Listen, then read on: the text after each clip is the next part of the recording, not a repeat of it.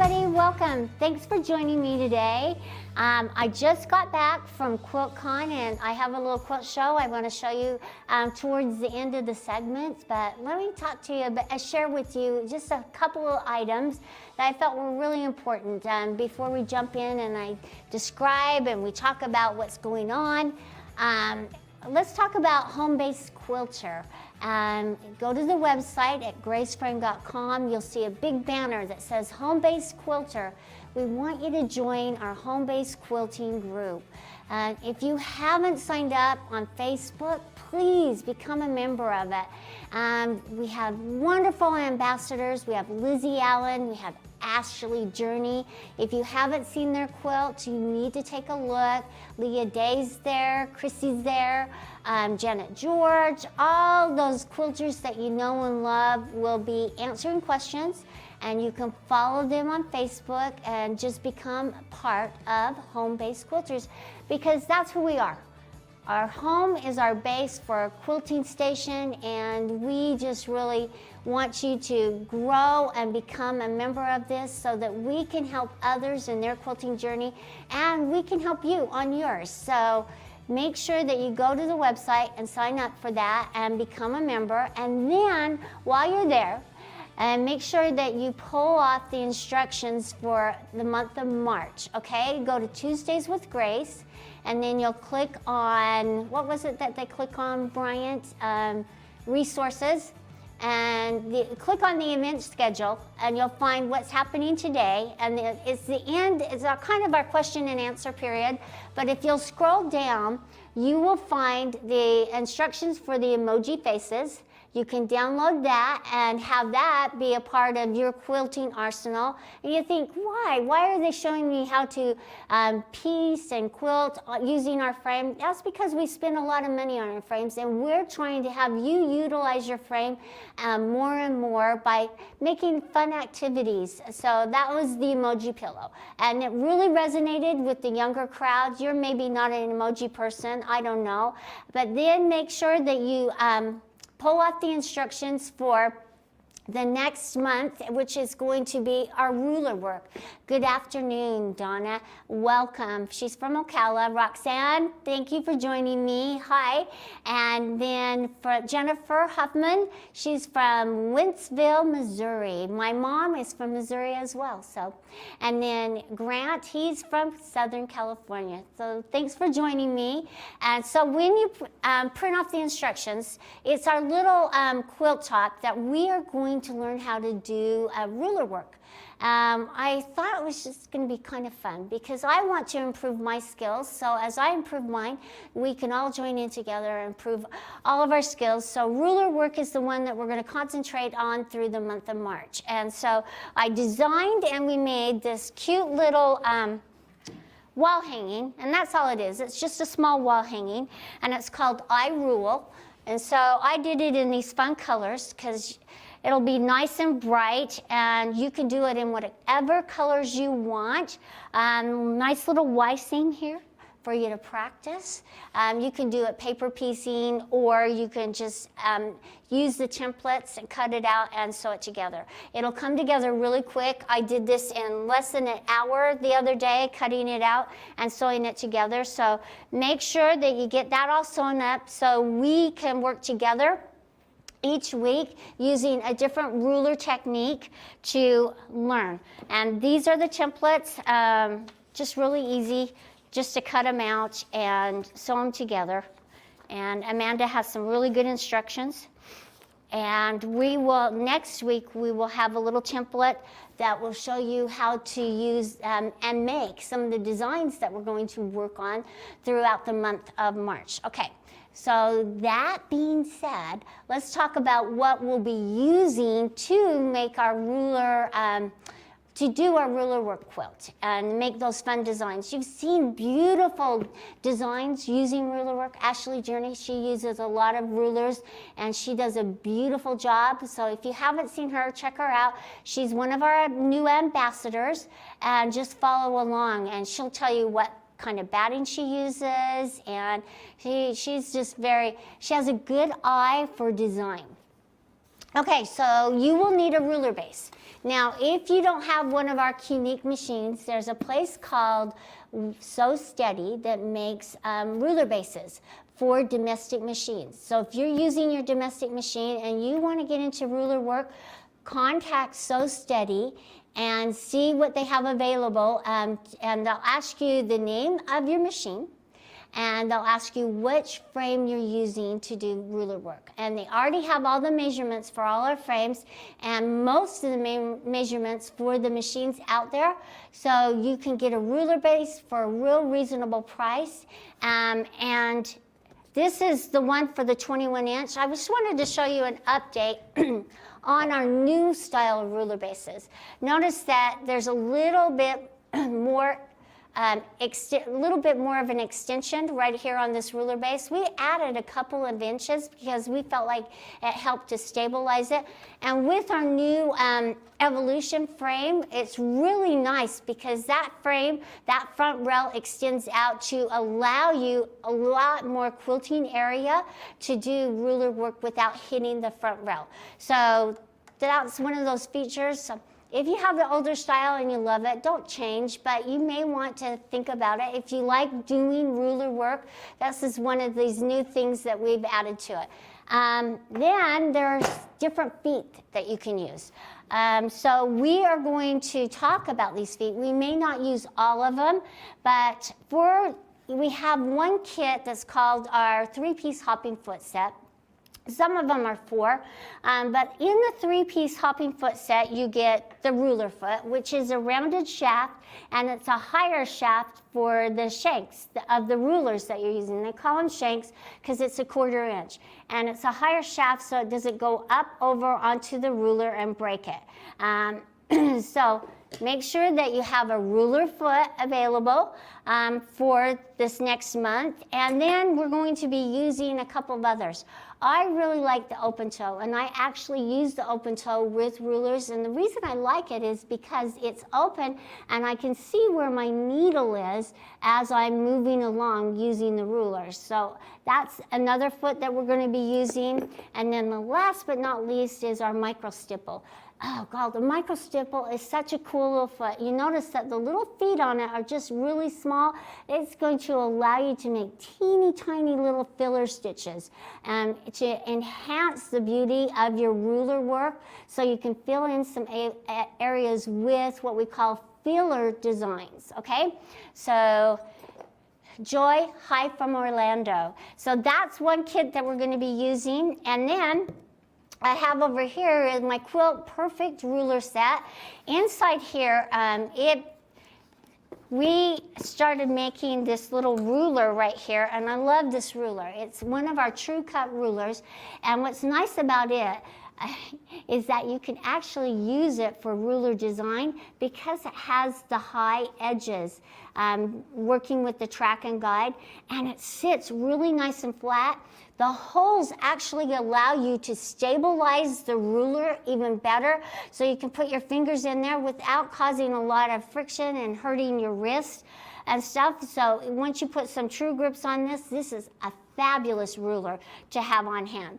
Now inside this little kit here, we have an assortment of feet. We have our True Track foot, which connects to the ruler, and it will glide along. So let me just turn it. So it's kind of like our cutter guide. So see how it just glide along. You can make straight stitches. Now you modern quilters will love this foot because it will not allow you to move away from it. So you're going to get that straight stitch look all across it with this True Track foot. Now this one here has the little fingers on it for the pointers. So if you're working and you kind of want to echo, this is a nice foot for knowing specifically in an area how long you want to make your lines, your quilting lines. So this is wonderful because it works hand in hand with the ruler for your measurements. So make sure that you check that out. And then we also have a ruler foot that has a bearing in it. So it's actually less friction as it's moving along because it's going to move. So you don't have to push down on it quite so hard, and it just really makes repositioning your ruler just that much nicer, because it really does glide very easily, okay?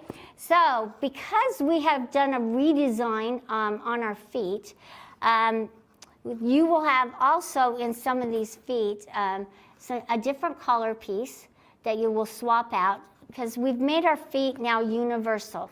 You always get a little foot height gauge in here and some extra little screws, thumb screws. So check that out, and we're going to actually use this next week to show you some rulers. Then last but not least, I have my Wonderfoot. I love this foot. It's so engaging and so much fun. And inside the Wonderfoot, it gives you, it's kind of fun. Inside you'll see a little practice sheet to practice with the Wonderfoot first, so that you get a feel for it, because it kind of startles people right out of the box. And yes, Paulette, all of these will work with the 16X. All of these will work with any of our machines. Now, if you have a domestic machine, you will have to find the feet that work with your domestic machines, because these feet are not universal across the board. They will work with our Qnique machines only.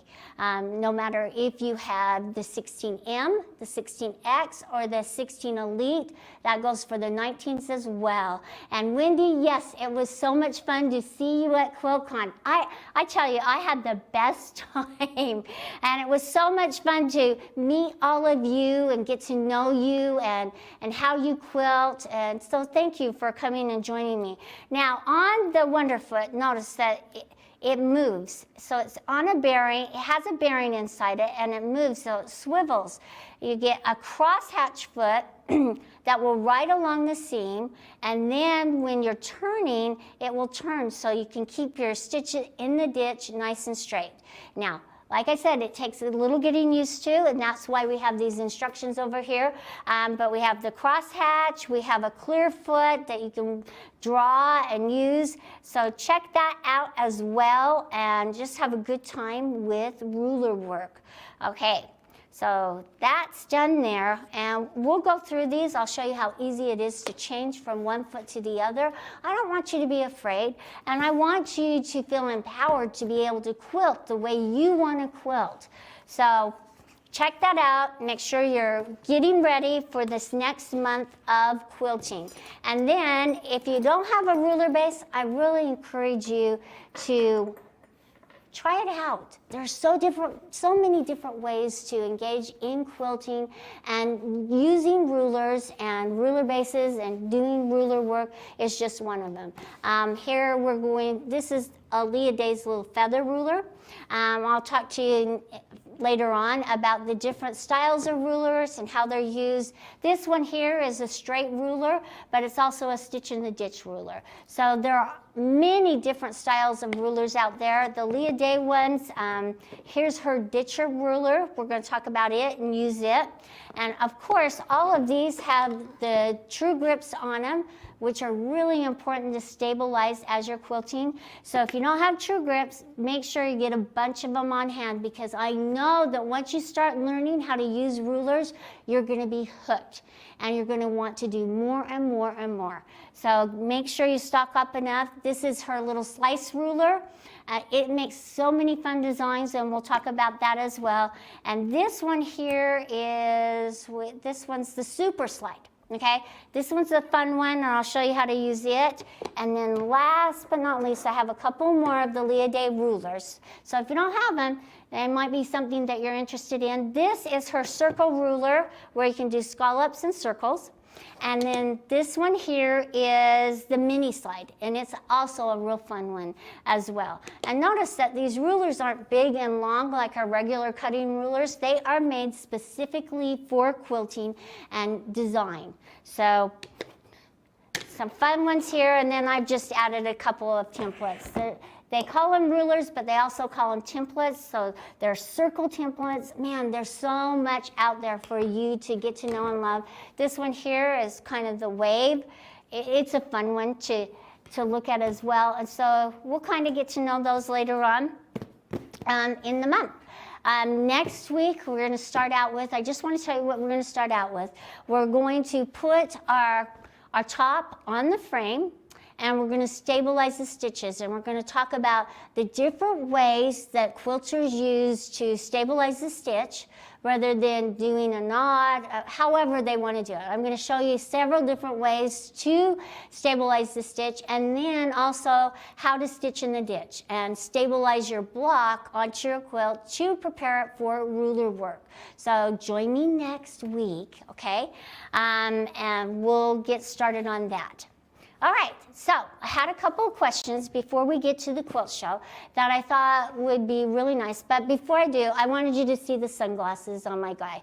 These I made last week, and I wanted to just show you how much fun that was, just doing something simple with the sunglasses. I didn't even use the yarn. I just used thread to enhance it, and I sewed around it. I drew my design out for the glasses, and that was a lot of fun.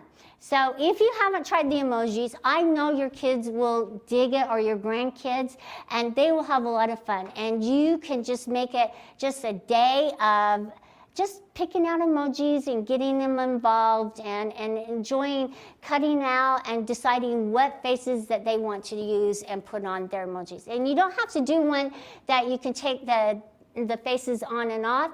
You can just do one pillow. So let's jump in and go through the question. Oh, Paulette, she's asking, what kind of yarn did I use? Okay, I don't know what it's called. It's a Chanel type yarn. And now, that being said, some of them are better than others. I used one black one that broke really easily. So use a little bit heavier weight on this, but use the Chanel thread or yarn. And it's a lot of fun. And use your couching foot, and that's what I used to make all of these. And notice that I have these little lips here. That was fun. And I just used the colors of the emojis and little eyeball and little heart eyes. I could use this for a mouth or the eyes. This right here is kind of a little wonky mouth that I could. And then I used, that's an eyeball. That was fun. So you could swap them out and change them. So I could take the glasses off, and I could put this right here, put that one right here, and let's put this guy on here. And we'll put the lips on, because I like these lips. I think they look fun. And where's this one? I liked this little look. So there she is. She's ready to quilt. Anyway, that was fun. So if you haven't tried it, and here's the back of it. So you could swap them around. You could have red glasses on one side and black on the other. Okay, so let's talk about the questions. Is there okay, what foot, the specific foot? I didn't bring it with me today, but next week I will show you, Paulette. It's called the couching foot. And in our 9-piece foot set, you get 3 different weights of couching foot to use with the different yarns that are available out there. And so make sure you check that out on our website. Now, I think this month we're having a sale on our ruler bases, and you know, tomorrow's the last day, so jump in. If you don't have a ruler base or some of these feet, check out and make sure that you're looking for the sales that are coming out with them. And I think it's 20% off, so now's a good time to get it and get it to you before next week so you can join me. Okay, let's go into the questions, Brant. I had a couple questions that I thought were really good, and I thought we could all learn a thing or two from these wonderful questions that I get asked. And somebody emailed me, Christy emailed me, and she says, would you kindly explain the reasoning for setting the pattern, and she's talking about the automation, of the quilt to the off the edge of the quilt, okay? I am always fighting against the roll over on the edge this way. She's talking about the edge of the quilt top folding over and rolling as the foot's coming back. And she's wondering, why can't she set the design up for an edge-to-edge quilt inside the parameters so it's not going off the edge of the quilt? Okay. You can quilt however you want to quilt. The standard is that we always had for an edge-to-edge design that you would sew off the edge. So some of you may find it a little bit of a struggle because we're not tacking down our edges like we need to right on the edge. So we're coming in maybe about 1/4 of an inch and we're tacking it down, and so as the foot goes off, it comes back and it catches that and it folds the fabric over. Okay, to eliminate that, let's try and tack it down right there on the edge. So if you have, I would say use your open-toed foot and try it. The open-toed foot will actually allow you to see the position of the needle and actually get in there. And if you're finding it hard, put your ruler base on. And I will show you this next week. Put your ruler base on and get the ruler and move along the edge, and it will help, the ruler will help push the foot right there along so you can keep it right there along the edge. And that way you can sew off and not worry about it coming back and folding over some of it that you don't have tacked down correctly. Okay, then the other thing is that if you don't want to do it, as we roll our quilt, it's not going to roll exactly straight. It's just got these seams in it, so we want to help it roll as straight as possible. So watch it and make sure that everything's laying flat, and that when you position it on the quilt to begin with, on the backing and on the batting, make sure that you get it as straight as possible. Use your rulers and make sure you're marking your lines, and as it's rolling, then you can come in just slightly so you're not hitting it. But you don't want to come in too much because we want everything to be hidden within our binding. So however you do your binding, if you want to make it a little wider to accommodate that area for sewing inside the parameters, do so. This is all up to you and how you want to quilt. Those are just some suggestions of why we sew off the edge and how we tack it down, but you quilt the way you want to quilt. Okay, then the next question that was a really good one as well. She was talking about, she says, Deborah says, I'm a beginner quilter and I'm learning as I go along. I need your opinion / help on a quilt that I'm making. I'm getting ready to quilt a 71 by 71 quilt, and I was thinking of using a pantograph called Cactus Flower Clamshell. I have a Unique 21 Pro with automation. Since the quilt is a perfect square, I can pick any side to be the top and bottom. If I use this pantograph, will the quilt look odd? And she's talking about the direction of the pattern as it's being sewn, okay? She selected this pattern because it reminds her of a cactus flower, and it really does. When we're sewing and piecing tops, we don't really worry about what it's going to look like because there is usually a top and a bottom. Every once in a while, like this little quilt here, you're going to make a quilt that it doesn't matter which direction you turn it, it's going to be the same all the way around. So when she's quilting this, she was concerned that it was going to look odd in her mind and in others' minds as she was sewing it if she didn't have it turned the right direction for the pattern to be placed. It doesn't matter. It's strictly up to you. Now, you can make it so that you sew this design out and it's going to have a top and a bottom, and when you just show and display it, that's the way you're going to show and display it. There are no rules here. We're making them up as we go along because we're the quilter. So understand that you quilt the way you want it, and if you don't like a directional pattern and you're afraid that it's going to cause problems when you're showing it to people or laying it on the bed, then don't use it. There are other designs out there that you can pick from and use that it won't look odd to you. So if it looks odd to you, see, I wouldn't have a problem with that design. I loved it and I think it's really pretty, but if it's that much of a concern, don't use it. All right. Those are my questions that we answered. Let's go into QuiltCon, okay? QuiltCon was fabulous. It was so much fun. It was actually in Atlanta. It was 3 floors of quilts and vendors. It was so much fun. And the quilters were spectacular. Oh my gosh, I've never seen anything like it. I mean, Houston is great, but it was so much fun to see quilters expressing themselves, their points of view, and boy. And most of these, it's the piecing that you look at. That was really fun. That reminded me. Just a 9-patch. This is a pineapple quilt. Another 4-patch. Crazy good. And notice they're mostly straight line quilting.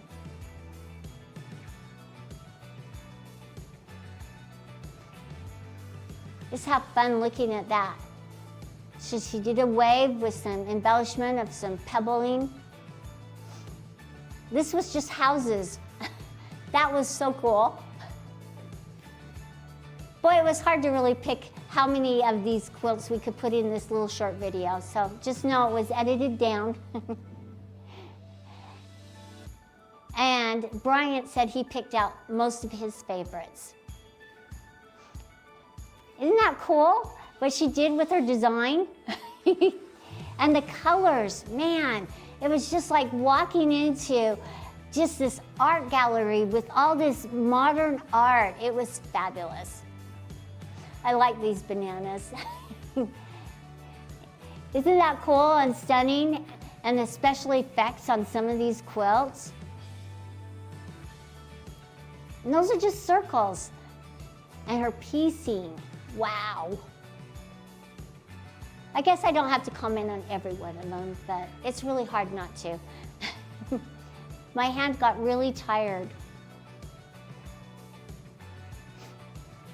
Just some really creative, talented quilters out there in the world of quilting. I'm excited to see what you all are doing, so make sure you email me. It's Carla with a K, K-A-R-L-A @graceframe.com. I really want to see what you're working on, and if I can help answer your questions, that's what I'm here for. And really, those questions were so good, they made me sit back and think about how would I quilt, and how would I answer that question. And so make sure that you email me and show off all your talent. Look at this one, it's just gorgeous. All the detailed quilting on that one. And then post your questions on Facebook and Instagram at TWGQA. And then we're going into March at Grace Company Quilting. I thought he was really fun as well. So you get a little mini quilt show. You didn't even have to go to QuiltCon. Guess we brought QuiltCon to you.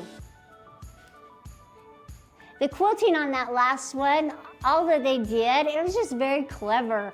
And I think they sat back and thought, oh, a little heart would look good here or something. And that's what quilting's all about, in interjecting your personality and who you are. It's your expression of you. And so just join me next week as we express ourselves with rulers and embellishing them with filler designs. So that's what we're here for, to help you, and you're here to help us. So thanks for joining me today, and I will see you next week, the 1st of March. Get prepared, because we're gonna work it really hard, and I'm very excited. So take care and have a good, safe, protective week, and we'll see ya. Bye-bye.